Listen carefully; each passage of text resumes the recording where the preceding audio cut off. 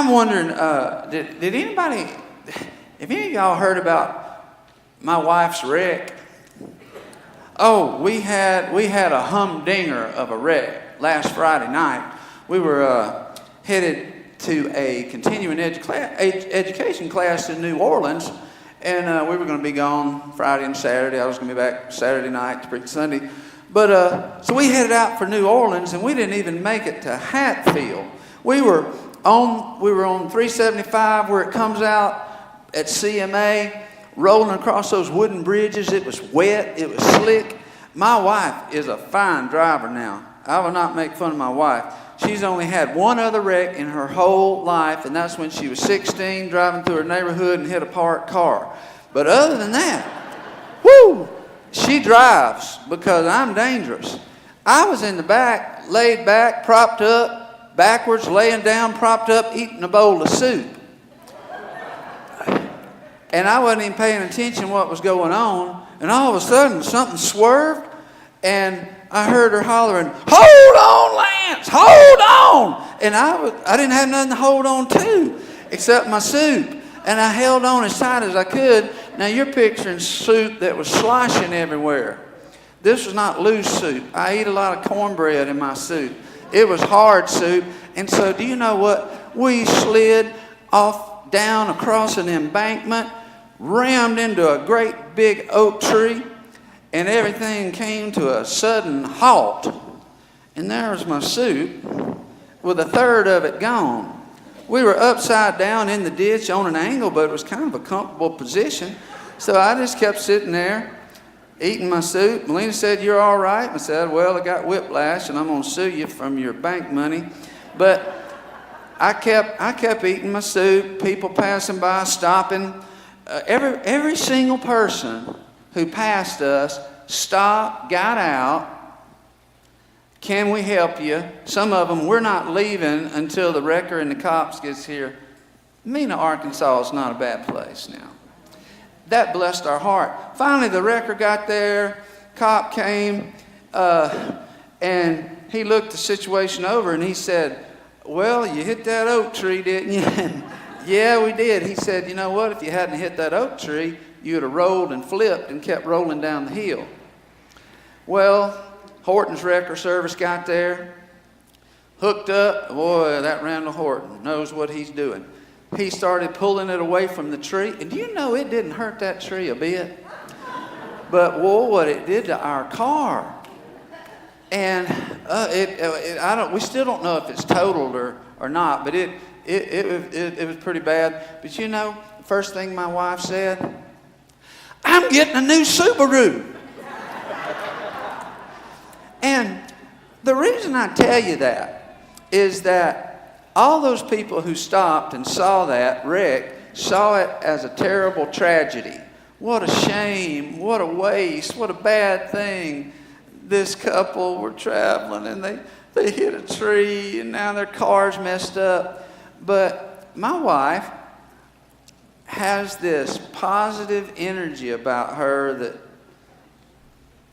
God put there in the womb. And she just sees the good in things when other people can't. Other people who looked at that car would look at it and say, "What a waste. What a shame." Oh, because we were planning on keeping that car another couple of years. What a shame. What a waste. How sad. I'd be angry. I'd be sick. Me, I ate my soup and enjoyed the show. But the reason I tell you that story is to find a point of reference for you. Do you know what it's like to pay a lot for something? Pay a lot for something. Put your very best into it. And then something happens and the thing you paid so dearly for loses all its value. And your first thought is, what a waste. What a waste of my money. I'm thinking, for example, the investments you've made in other people. People you've tried to help financially. You've tried to get involved in their lives and lift them up a little higher. Maybe your own kids, for goodness sakes. Talking about pouring the best of your time, your energy, and your money into somebody. That's what we do with our kids. But what happens when you do your very best, you give everything you got to give those kids every advantage and teach them everything you know, and the kid takes a wrong turn. And some of those kids took a wrong turn onto the wrong road, and they still haven't turned around and come back. Do you ever look back and wonder, if only I could do that over? What did I do wrong? What could I have done differently? Do you know what it is to give yourself to something that doesn't work out? Do you know what it is to give your all for something you thought would last a lifetime, and it ends prematurely? Give yourself to a relationship. You invest 7, 10, 20 years of your life in a relationship, and that person leaves you. You pour yourself into a project at work. You pour everything you got into a noble cause, maybe a Christian cause. You get an education,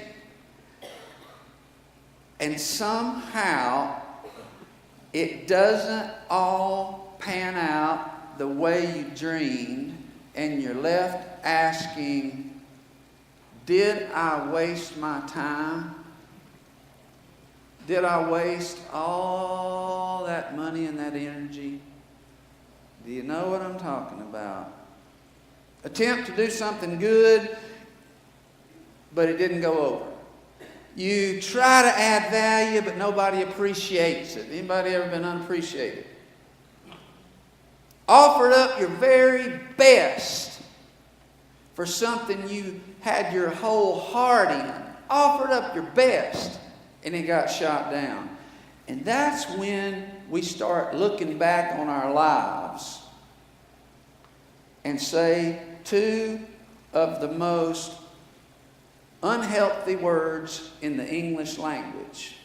We look back and say, if only. If only I had known then what I know now, I would have done it different. Well, here's the thing about regrets. Here's the thing about hindsight. Here's the thing about looking back, wishing you had known then what you know now. The fact is, how could you have known then? And the truth is, you couldn't have. And so I want to talk to you today about what to do with your waste. What to do with wasted days and wasted nights. What do you do with those that you can't give back? You got this longing for a do-over. But I want to warn you, the time and the energy you spent wishing, crying for a do-over, guess what? You're wasting even more time and even more energy. And worst of all, if you let the that the good things you tried to give that now seem like a waste, if you let that turn bitter in you, it will kill the spirit of Christmas in you, and it will kill the spirit of giving in you. That's a waste that some never overcome. So I want you to look with me in the book of Matthew, chapter 26. A question that came up one evening as Jesus was having supper in the home of a man named Simon the leper. And the question that arose over the situation that unfolded was this: why all this waste? Matthew 26, starting in verse 6. Meanwhile, Jesus was in Bethany at the home of Simon, a man who had previously had leprosy. You can read into that, the previously part. While he was eating, a woman came in with a beautiful alabaster bar of expensive perfume and poured it over his head. This perfume, some Bible scholars say, would have taken an average working person a year's wages to purchase. And the kind of bottle we're talking about is a little different from the cologne bottle that you screw off and the lid and you sprinkle on each wrist, or you spray it and walk into it. You didn't unscrew it, you broke the top. And the idea is once you break it, and once you pour it out, it's not going back in. Expensive, beautiful alabaster jar of expensive perfume, and poured it over his head, over Jesus' head. Now watch this. Here's the disciples. Here's the people who rode by and saw that wreck. Here's those of us who look back on the wasted days and wasted nights, over the things we wish we could do over. Oh, I could have spent that so much better. The disciples were indignant when they saw this. What a waste, they said. It could have been sold for a high price and the money given to the poor. Well, were the disciples wrong? Not entirely. You know, the problem with me, most of the time that I've been wrong, it's not that I was entirely wrong. I might have even been right. But there was a whole other side of the coin I didn't see, which was also right. And that's why we have to be careful. And remember, Jesus said, judge nothing before the time. Wait and see how things unfold before. Give yourself some time to get some hindsight. That's 2020. Then make your evaluation of what was wasted and what was not. But on the day it's wasted, the disciples were disgusted. They said this could have been used so much better. This was not practical. And they were right. What they said was the truth. It was not practical. But that was not the whole truth. And that's what they were about to learn. You see, they said, what a waste. The disciples looked at that broken bottle, poured out, dripping off Jesus' head, now leaking onto the floor, the house filled with a sweet aroma. The disciples asked the question about that wasted perfume. Our questions are about all the things we've done, all the things we've tried, all the things we gave our best that wound up broken and spilled, lying on the floor like waste. Was it worth it? There's no getting it back in the bottle. There's no redoing this.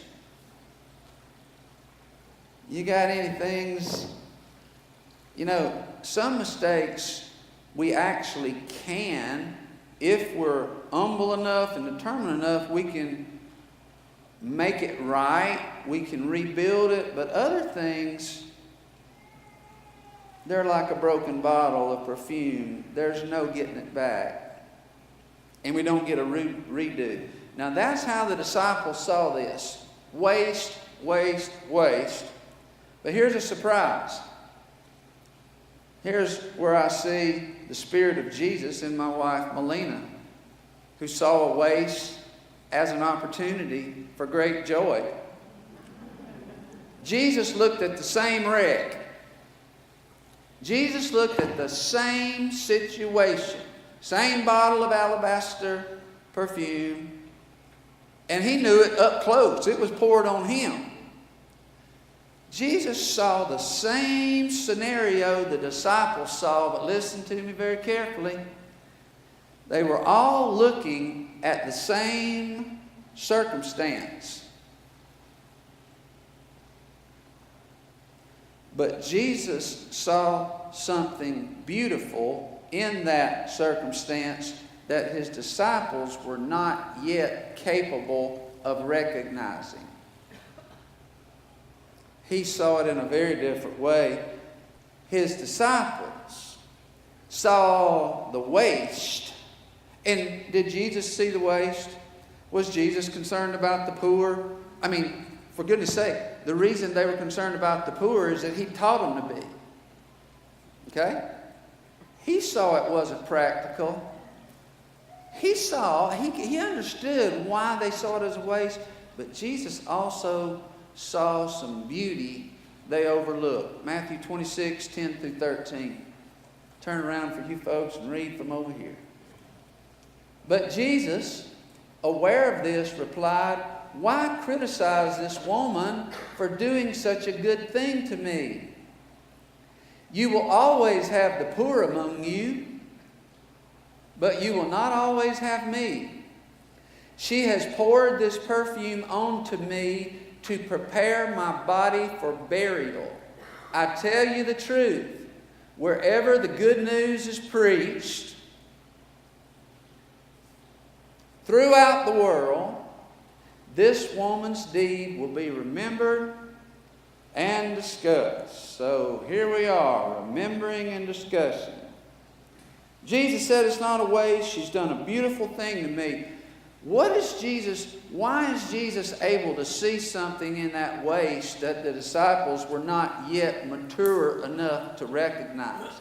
It's because of what the Bible tells us about Christ and about God. Man looks on outward appearances. God looks on the heart. Jesus saw the thought and the intent of the woman's heart. Did he see waste? Yeah, but he saw something way bigger and better than that. He saw a woman who gave her very best to the one she loved most. And Jesus appreciated it.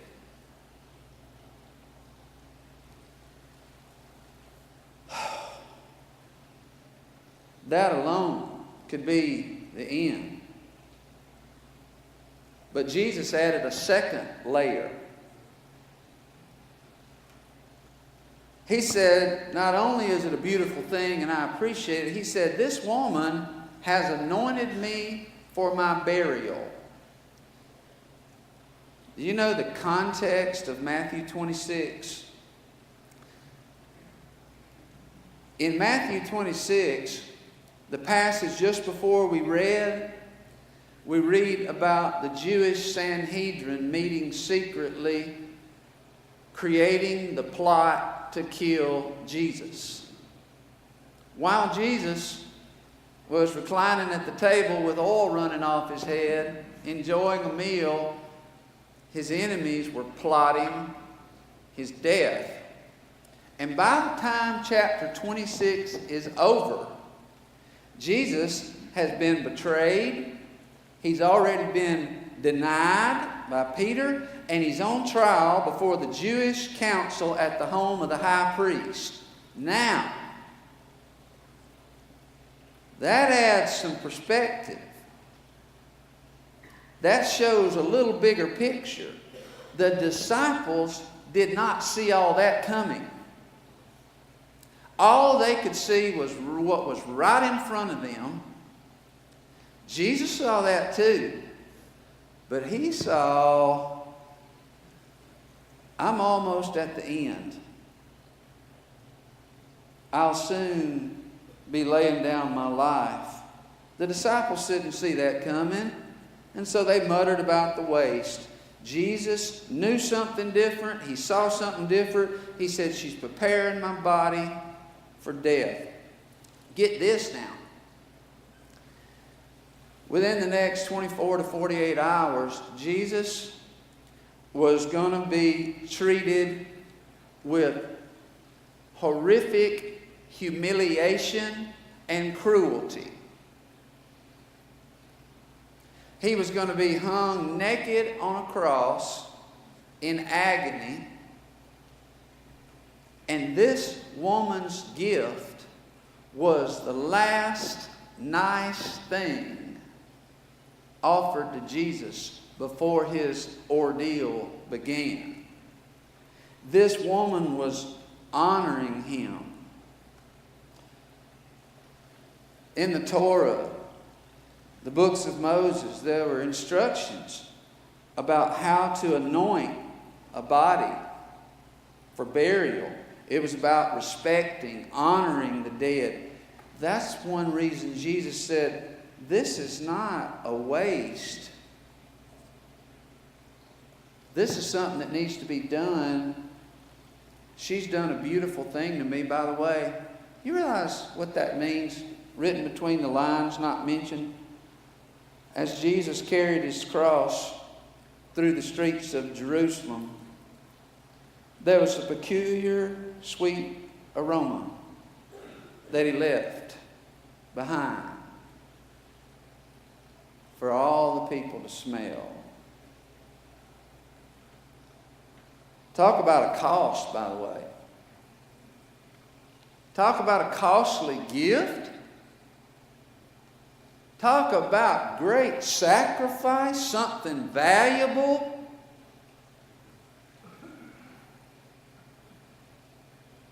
What was Jesus about to do?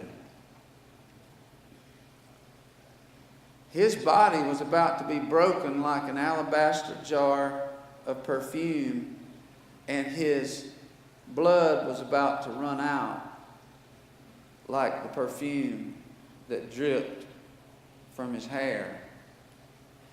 And the disciples, only a couple of days later, the disciples saw him on the cross, couldn't stand to watch.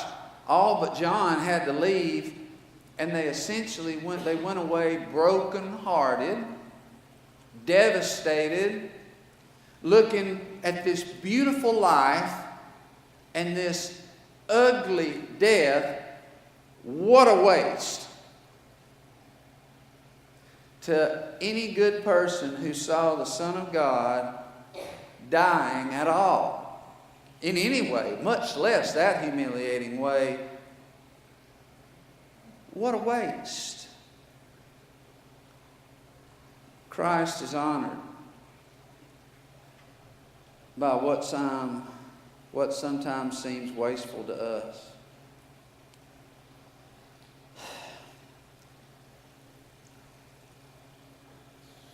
Jesus, on the cross, did something similar to what the woman did with the alabaster jar when he laid down his life for us. What does that mean? Well, whatever else it means, it definitely means this. Jesus was absolutely determined to take this God of Abraham, Isaac, and Jacob and share this God with the rest of the world, the Gentiles, you and me. Because Jesus believed with all his heart that though God may have started a genuine work in Abraham and his descendants, that was the beginning, not the ending. This was fulfillment time. The whole point is that you take this rich spiritual heritage and you share it to the world, that wasn't happening. As we talked about last week, they just hogged it for their little club. And thank God they were not a Gentile or a dog. More than anything else in the world, of all the things that made the religious power structure so angry, it's that Jesus was tearing down walls they built. The curtain was about to be torn in two, and the way to God, his ministry did that. And as he saw he was going to Jerusalem, he said, I'm going to be killed there, but I'll rise again in 3 days. That just went right over their head. You know, sometimes when you don't want to hear bad news, you just don't hear it. Went right over his head, but Jesus knew he was walking into a lion's den. And he walked in there anyway. And have you ever thought the night in the Garden of Gethsemane, he prayed all night. It was almost morning by the time the mob came. Good night. If that had been me in that garden and I knew a mob was coming, I'd have been on a fast horse riding out of Dodge. Jesus could have done that. But he stayed. You know why? Because he had a mission. And it was to open up the way to all the world. But it was going to cost him his life, and he would not turn back. He would not quit. He would not give up. He would not shut up. And he gave his life. And because he did, that was an ugly thing, by the way, but a beautiful aroma arose. Now, 2,000 years ago, here's a group of people in a world that had not even yet been discovered. And we're here because Jesus wouldn't quit. And he laid down his life in sweet aroma. It was not a waste. Not a waste. What it was the greatest love ever shown on the planet. I'm telling you, Jesus' idea of waste and our idea of waste may be very different. Jesus looks at the intentions of the heart. And if you've got waste in your life that you're still crying over, he told me to tell you, cut out the ain't it awful story. It's gotten really old, and all it's doing is ruining Christmas for you. It'll rob you of your spirit. It'll eventually poison your soul, and it'll destroy the spirit of giving. Christ looks at the heart. The beauty of the Christmas story is this. The beauty of the whole Jesus story is this. What we read from the alabaster jar story, but really the whole story of Jesus from Christmas to Easter is this. Listen, don't be afraid to give your very best.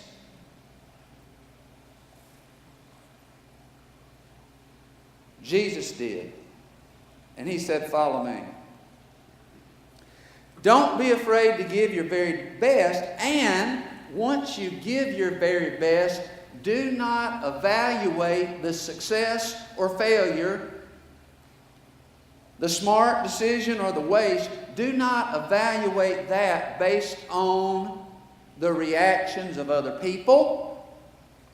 Do not evaluate your wasteful giving by what the person who receives it does with it. For what you do unto the least of these, my brothers, you do unto me. What's given in love, listen. Whatever you give in love is a gift to Christ. And Christ always receives it as beautiful.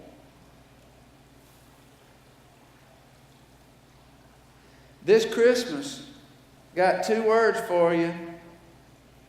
Give wastefully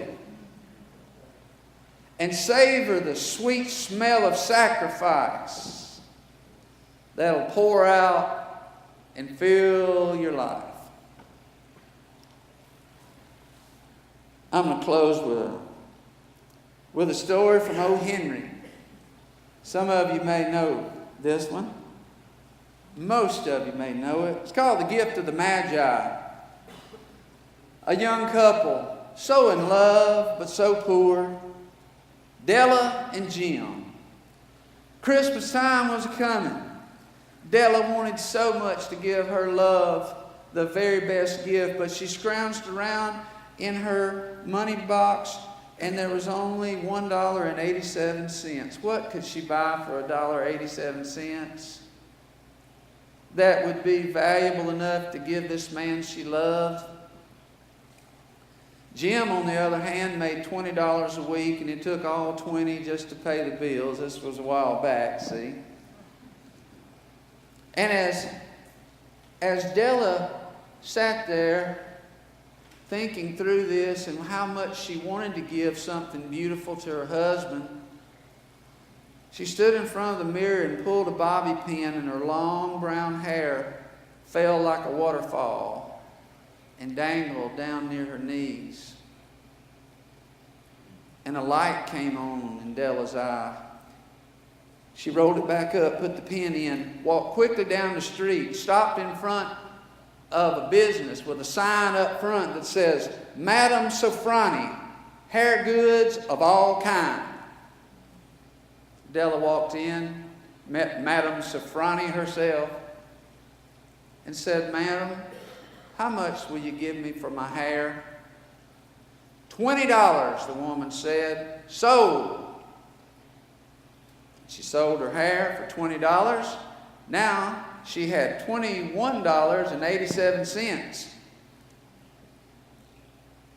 She went straight to the jewelry store to buy something precious for the most precious man in her world. You see, her husband Jim owned a gold pocket watch, solid gold pocket watch. Not only was it his watch, it had been his father's and his grandfather's. But Jim had never had a watch chain, and she always worried he'd lose it. She walked into the store. She looked at all the watch chains. She saw one with made of beautiful silver ringlets. It was $21.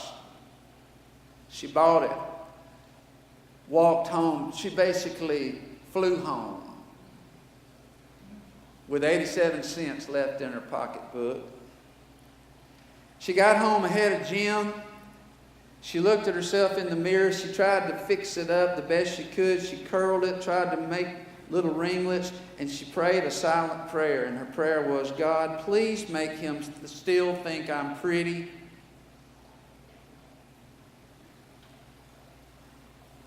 By and by, Jim came home, and the look on his face took her breath away. It was a look she couldn't read. Was it anger? Was it surprise? Was it fear? And she came to him and hugged him. Oh, Jim,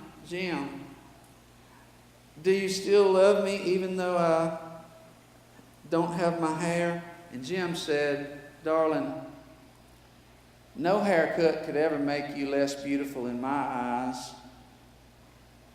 But if we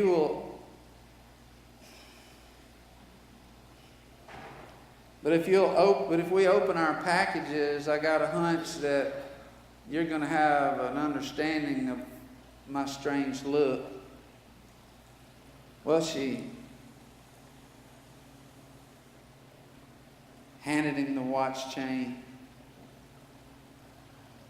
A tear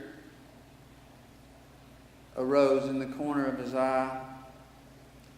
And he said, open my gift. And it was a collection of fine combs made of pearl, dazzled with genuine jewels. She'd seen them at a shop in town, perhaps at Madame Sofrani's, hair goods of all kind. And when she saw that,